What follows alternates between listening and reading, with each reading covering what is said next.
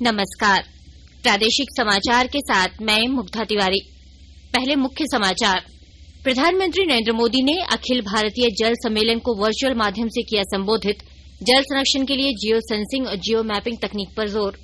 केंद्रीय गृह मंत्री अमित शाह कल से 2 दिवसीय झारखंड दौरे पर। चाईबासा में होने वाले कार्यक्रम को लेकर पुलिस प्रशासन ने शुरू की तैयारी। मुख्य सचिवों का 3 दिन का राष्ट्रीय सम्मेलन नई दिल्ली में शुरू। राज्यों के साथ साझेदारी में सतत आर्थिक विकास का लक्ष्य प्राप्त करने के उपायों पर हो रही चर्चा। और भारत और श्रीलंका के बीच पुणे में आज शाम खेला जाएगा दूसरा T20 क्रिकेट मैच। 3 मैचों की श्रृंखला में 1-0 से आगे है भारतीय टीम। और अब समाचार विस्तार से। प्रधानमंत्री नरेंद्र मोदी ने कहा है कि 2047 के लिए देश की जल दृष्टि अमृतकाल में एक बड़ा योगदान होगा। हर जिले में 75 अमृत सरोवर बनाने के लिए देश मिलकर काम कर रहा है।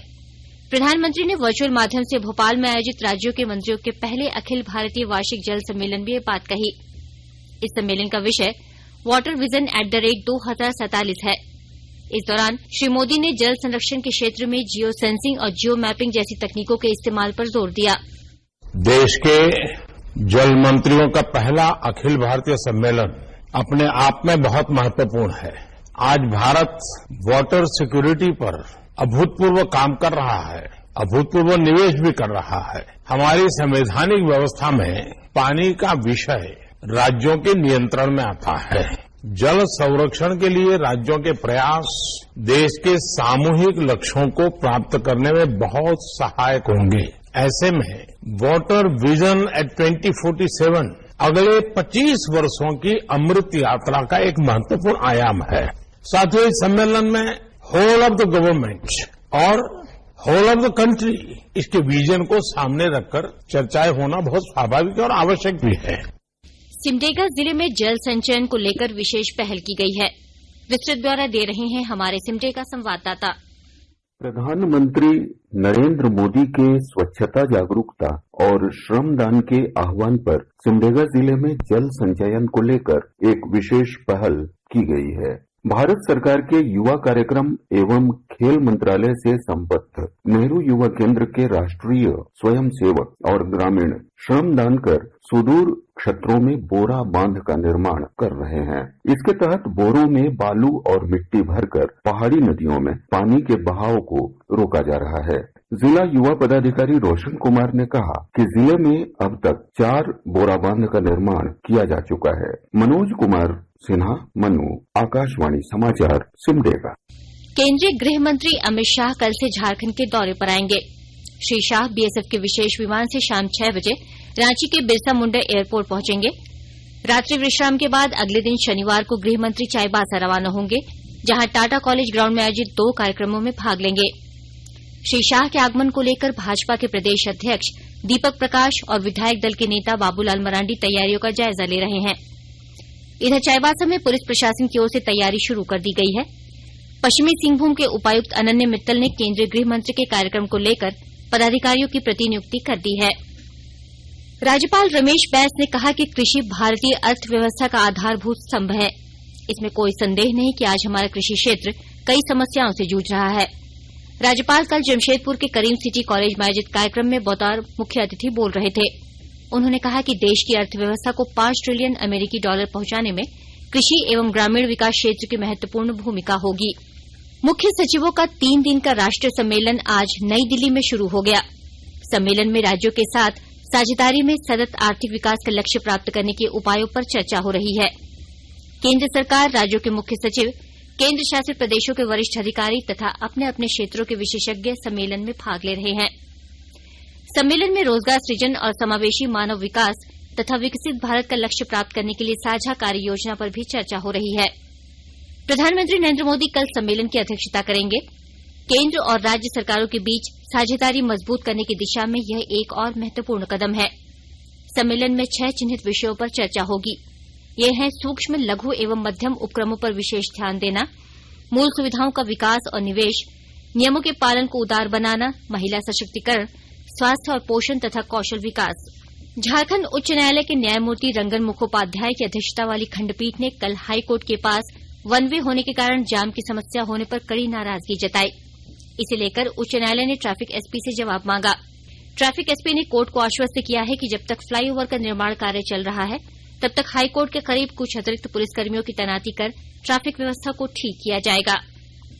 आकाशवाणी के ताजातरीन समाचारों के लिए आप हमारी वेबसाइट newsonair.com पर लॉग ऑन कर सकते हैं। ताजा समाचार Twitter handle @AIR news alerts और Facebook page All India Radio News पर भी उपलब्ध है।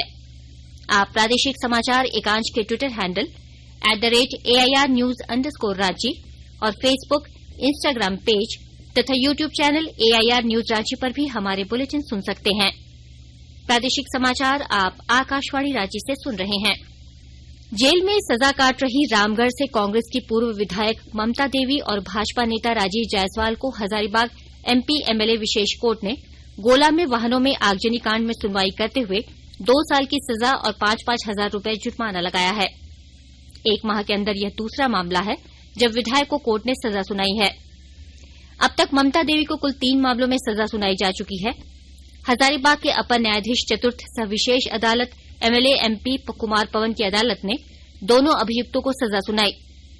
कोर्ट ने सुनवाई करते हुए इस मामले में अन्य 11 अभियुक्तों को साक्ष्य के अभाव में बरी कर दिया है। यह मामला 29 अगस्त 2016 का है। आजादी के अमृत महोत्सव को लेकर केंद्रीय सांस्कृतिक मंत्रालय की संस्थान सांस्कृतिक केंद्र कोलकाता के सौजन्य से खरसावा छऊ नृत्य कला केंद्र में कल रात सांस्कृतिक उत्सव 2023 कार्यक्रम शुरू हुआ। केंद्रीय मंत्री अर्जुन मुंडा की पत्नी मीरा मुंडा ने कार्यक्रम का उद्घाटन किया। इस कार्यक्रम में कई प्रसिद्ध कला संस्थानों के कलाकारों तथा जनजातीय पारंपरिक नृत्य और संगीत की प्रस्तुति दी गई। झारखंड के अधिवक्ता कल से किसी भी तरह के न्यायिक कार्य नहीं करेंगे। राज्य बार काउंसिल की कल हुई आपात बैठक में यह निर्णय लिया गया है।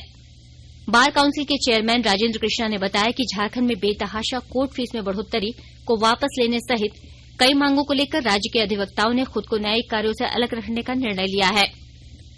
दुमका जिले की पुलिस ने अंतर्राज्यीय अपराधी गिरोह का खुलासा करते हुए 4 अपराधियों को गिरफ्तार किया है, जिन पर कारोबारियों से रंगदारी वसूलने सहित कई मामले दर्ज हैं। पुलिस ने इन अपराधियों के पास से 3 कार, 1 मोटरसाइकिल, 2 पिस्टल, 5 कारतूस सहित कई दस्तावेज बरामद किए हैं।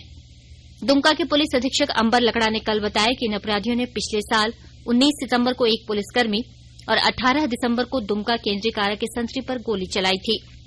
गोड्डा जिले में राष्ट्रीय शहरी स्वास्थ्य मिशन की ओर से हेल्दी लिवर जागरूकता कार्यक्रम का आयोजन किया जा रहा है। विस्तृत ब्यौरे के साथ हमारे गोड्डा संवाददाता। राष्ट्रीय शहरी स्वास्थ्य मिशन के तत्वाधान में गोड्डा जिले के गोढ़ी में हेल्दी लिवर कैंपेन जागरूकता कार्यक्रम का आयोजन किया गया। गोड्डा शहरी स्वास्थ्य प्रबंधक जयशंकर ने कहा कि आज के समय में बड़ों को ही नहीं बल्कि नवजात शिशुओं और छोटे बच्चों को भी लीवर संबंधी समस्याएं प्रभावित कर रही हैं। इसके लिए केंद्र सरकार का राष्ट्रीय शहरी स्वास्थ्य मिशन लगातार जागरूकता फैला रहा है। गोड्डा के इस जागरूकता कार्यक्रम में लीवर खराब होने के विभिन्न लक्षणों जैसे आंखों का पीला होना, भूख न लगना, मितली, उल्टी आना आदि को विस्तार से बताया गया। डॉक्टरों ने बताया कि अगर पेट के आसपास सूजन, पैरों में सूजन आदि हो तो तुरंत सरकारी हॉस्पिटल जाना चाहिए।